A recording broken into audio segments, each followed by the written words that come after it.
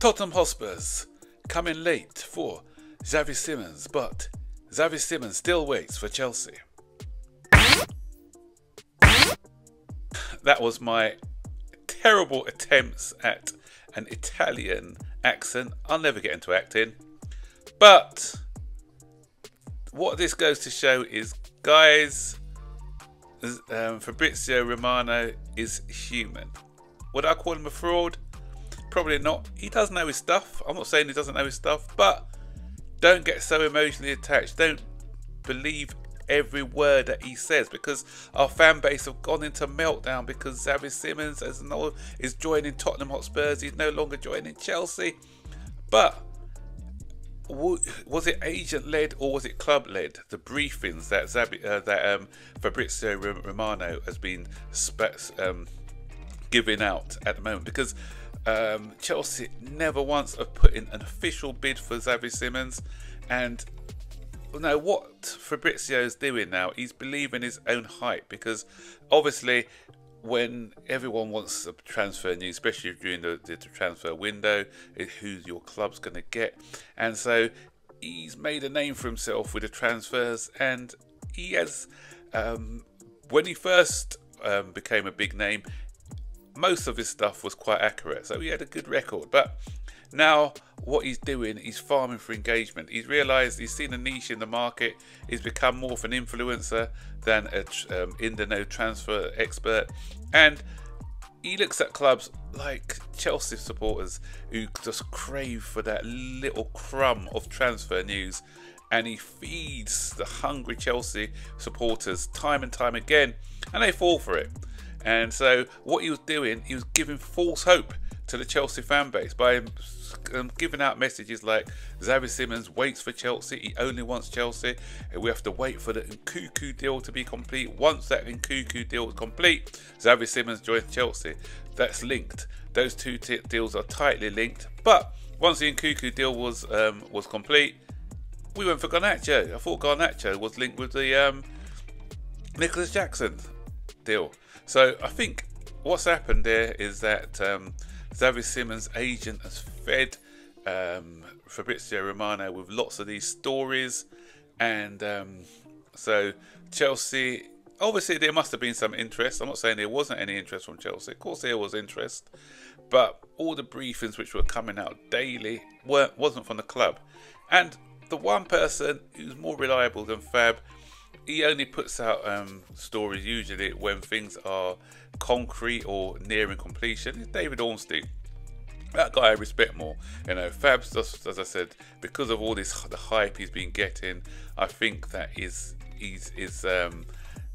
reputation has gone down a bit, and he's just going overboard sometimes. And that's not a good thing, because as I said, I'm not you know, some of our fans are quite young, some of them are very emotional, and some don't understand the way that the transfer market operates. So they get so, as I said, attached to something, and when it doesn't happen, it ends in bitter, bitter disappointment. I'm one who's always said, I don't get excited until I see the guy holding up his shirt. And that's when I know it's been signed, sealed and delivered. You know, some of these in the knows, they're not frauds. Some of them are, because I saw a lot of people going on about, yeah, he's already signed a contract. Once the Nkunku deal's been announced, then he'll be announced. Yeah, those ones are frauds, because anything can happen with transfers. So the only annoyance, as I said in my video yesterday, was that the fact that it's Tottenham, and Tottenham I've already seen a song about how they've hijacked our deal. There was nothing to hijack. We hijacked the Willian deal because obviously they had already booked him in for a medical and everything else, and he was on the verge of signing. We hijacked that because they had made a bid. Bid was accepted. How could they hijack something where we, you know, it's just like saying I got gazumped for a house which I never bid on. So that's ridiculous. You know, I might have interest in the house. I might have looked at the house. I might have said, yeah, I'm waiting to sell my house before making a bid. And then if the another buyer came in and said, oh, they've made a bid, do you want to match it or something? And I said, yeah, and then they gazump me, then yeah, they've stolen the house from under my feet.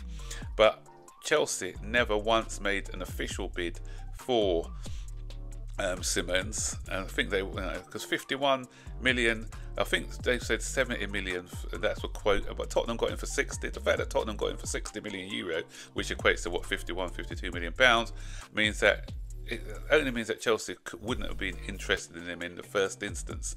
And I keep saying, sometimes I have a go at the board when they mess up and do stuff, and sometimes, I'm not critical of them all the time. And so in this case, if they felt that they had other options, then yeah, and it's not their fault that all the noise is coming out from other sources, and to give the crowd, to give the fans confidence. And as I said, only time will tell if we did make a massive L on this move, because as I mentioned yesterday, sometimes these things work out, sometimes they don't. Especially, we've bought from Germany before. Wirtz hasn't had a great start. I'm not saying that he's going to flop. I'm not like these people. Just because he's had 2 bad games, that means he's a waste of money. But there's no guarantees that he's going to be an instant success. If he comes, and him and Kudus, another guy who we were supposedly after, if they're the reason we don't make top 4, then we've got to look at the board and say, why weren't you in for these players when they were gettable? So that's when I'll start asking questions. But until then, I'll just keep my calm. I did mention yesterday that I felt that we may be looking at Morgan Rogers. There's another name that came out today, Wharton. A lot of people saying, why do we need Wharton? 2 reasons maybe. In the press conference for the game against Fulham, the manager said Lavia's still not quite ready. I don't know what's wrong with that guy. I think he should just sign up for the hospital team and just stay there, because he spends most of his time there. So having Wharton, we can, maybe they see probably Enzo playing further forward as a crashing box player. And having somebody like a Wharton partnering Caicedo, so maybe that's why they felt that not going in for Xavi was what was needed. And Fermin Lopez, there's talk about that as well. I, for one, as I said, I'm not a coach, but for me, we miss that sort of player who can run from deep. A ball carrier who can beat players and shoot. So I thought Xavi Simmons was the right profile for us, but he's not. We haven't got him now. Only time will tell whether that was the right move or the wrong move, and so I'm gonna hold judgment for that. Nicholas Jackson, they said, maybe invited back in if there's no suitors. There's a lot of loan deals. We're not a loan FC, as I said in the previous video as well. We're not loan FC. So if we don't get any serious bidders, then for me, I think we keep him, and we keep him because he's one of those guys. Okay, you can run at players, commit players, and play in a different role. Maybe that's another option that we can have. So that's it.